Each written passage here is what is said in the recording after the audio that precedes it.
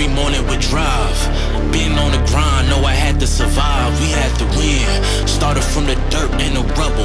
I had to be the needle that was popping your bubble. Hello and welcome into the Rookie Prospect Profile Series, a Zilla Fantasy Elite production. Today we're going to be looking at the wide receiver Malachi Corley and the wide receiver machine learning models for rookies.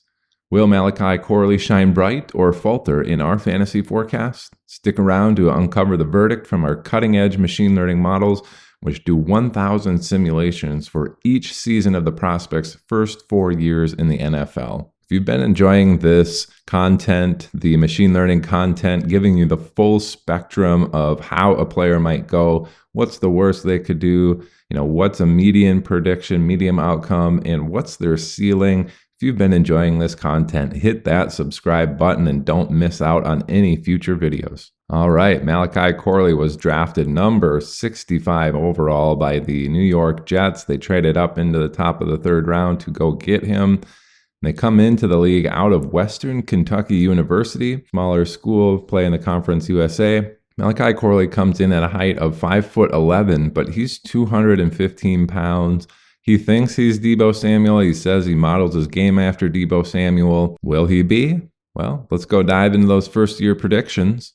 And here we see him pop up here. Again, Malachi Corley was the 12th overall wide receiver drafted in this wide receiver class. So these rankings of him at pretty much 12 across the board do make a little bit of sense. His mean and median at 5.77 and 5.69 fantasy points per game respectively. His maximum output at 10.73 is actually the 19th best in the class. So not expecting him to have a very big ceiling in year one, but right in line with his particular draft capital this class for his mean and median. So let's go take a peek at what those look like. The 5.77, 5.7 range for rookie class wide receivers in the last 11 draft classes. What did that look like? Who are some people on that list? Well, unfortunately, we have N'Keal Harry at 5.6. Jacoby Myers, though, at 5.6 as well.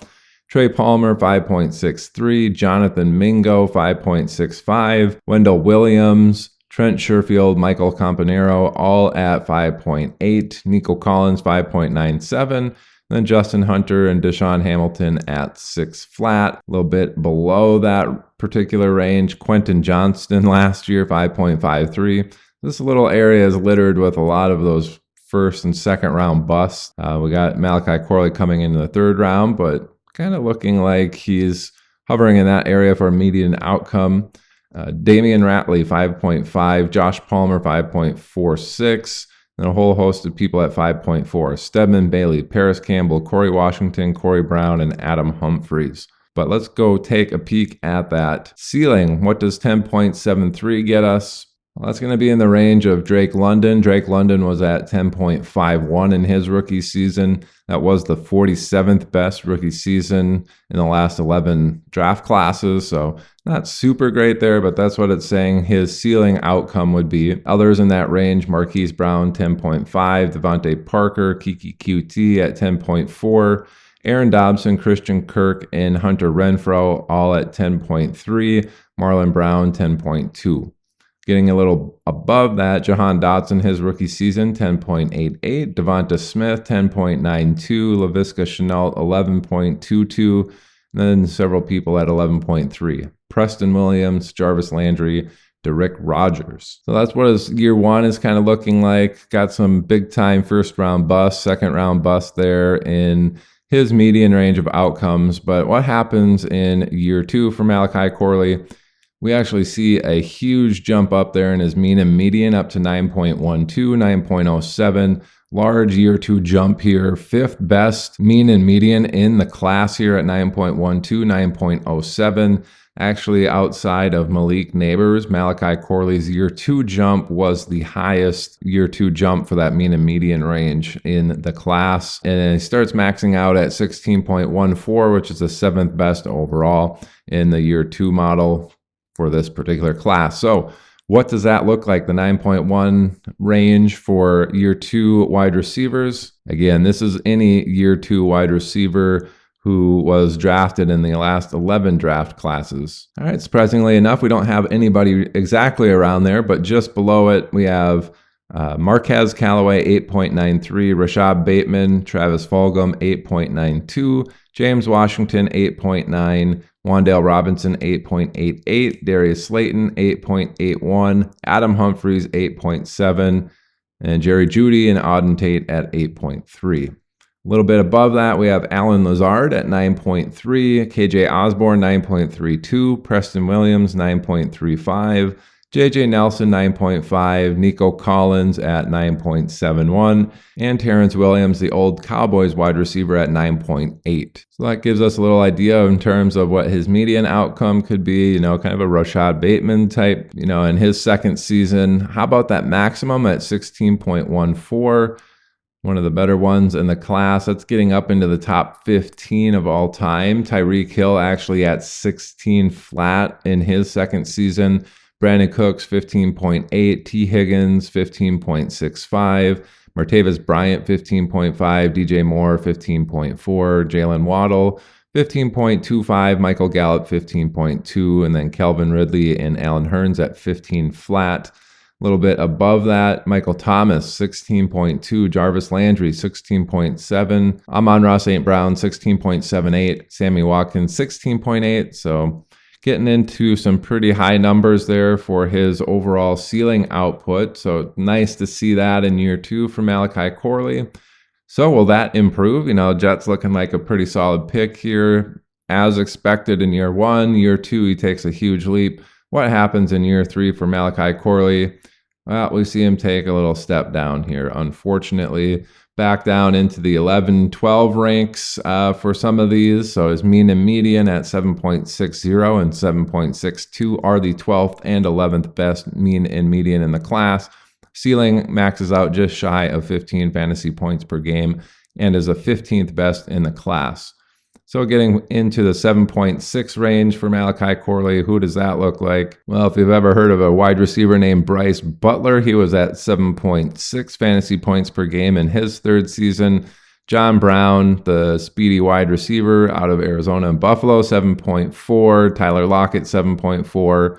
Traquan Smith, 7.36. Josh Doxson at 7.3. Same with Marquess Wilson. Van Jefferson, 7.17. Chester Rogers, 7.1. A little bit above that, 7.7. Corey Davis, 7.77. Elijah Moore last year. Adam Humphries, 8. Devin Duvernay, 8.29. Same with Mecole Hardman. Robert Woods at 8.4. Mean and median drop down a little bit there. Maximum output at 14.97, 15th best in the class. Where does that put him in terms of year 3 output? That'd be a top 25 of all time. DK Metcalf at 14.37 was the next lowest, followed by Jarvis Landry at 14.3, Devonta Smith at 14.23, Steph Diggs 14.2, Jalen Waddle 14.19, Marquise Brown 14.14. A little bit above that, we have Will Fuller, 15.2. Hunter Renfrow in his third year, 15.24. Devontae Adams, 15.3. Kenny Golladay, 15.5. Again, the high range there is pretty solid outcome, but unlikely that he hits these maximum outputs because this is 1,000 simulations. But good to see that type of a ceiling on him. 15th best in the class there. So in year 4, do we see an improvement out of Malachi Corley, or is it more of the same? Well, unfortunately for him, he takes another big drop. So we saw about a 2 fantasy point drop, and now we see another 2 fantasy point drop in his mean and median. So one of those guys who's going to be okay his rookie year. Looks like, hey, he's kind of coming onto the scene in his second year. It looks like he finally is catching on, and then it's just like, it doesn't seem like he's going to end up being all that great. So his mean and median at 5.66 and 5.32 respectively, the 17th and 18th best in the class.